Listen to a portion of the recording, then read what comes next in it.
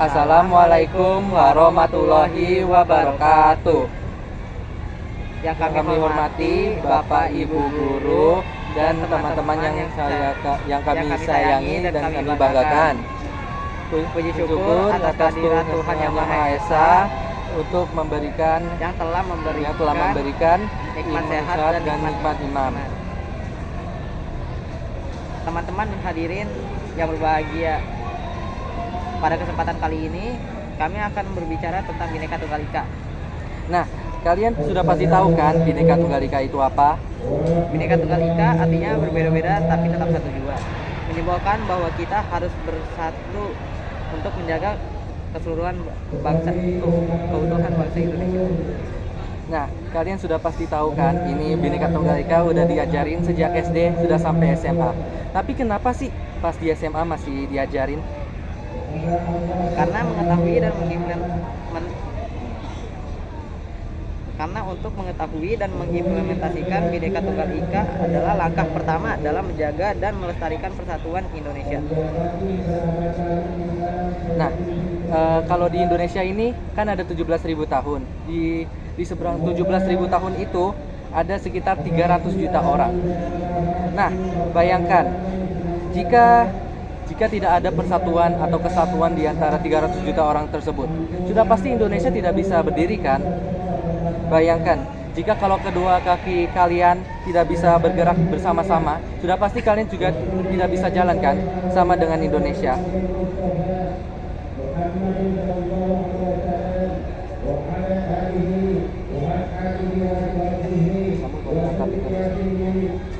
Tetapi kondisi Indonesia pada saat ini memang sangat susah untuk mencapai persatuan.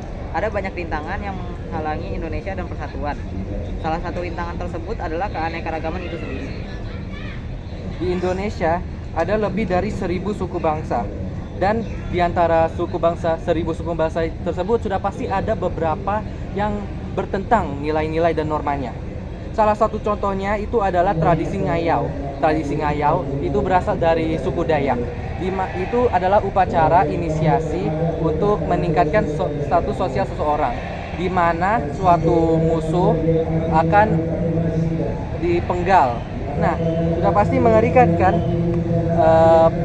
Ada seseorang yang dipenggal dalam suatu inisiasi ini. Sudah pasti hal seperti itu akan memberikan trauma ke siapapun. Itu hanya satu dari banyak contoh perbedaan nilai-nilai dan norma dari satu suku ke suku lain. Perbedaan tersebut dapat membuat seseorang suatu suku untuk merasa gelisah karena perbedaan tersebut.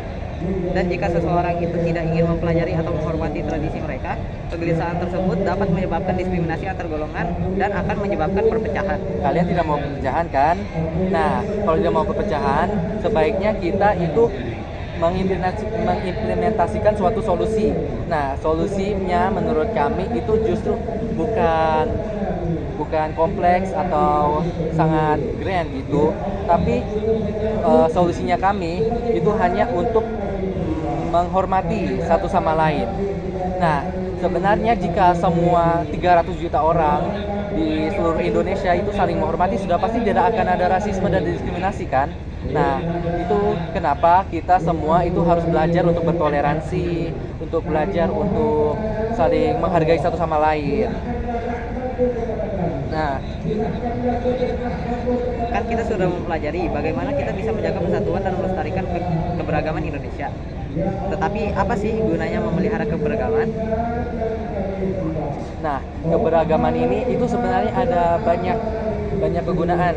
Tapi yang pertama itu, yang menurut kami itu dampak yang paling besar itu keberagaman ini bisa digunakan untuk perekonomian kita. Nah, kalian pernah nggak pengen pergi ke luar negeri? Mungkin ke Jepang atau ke Eropa. Tapi kenapa sih kalian pengen pergi? Ya, karena sudah pasti karena ingin mengalami hal yang eksotik kan, pengen makan makanan yang baru, melihat hal yang baru, melakukan hal yang belum kalian pernah lakukan di Indonesia.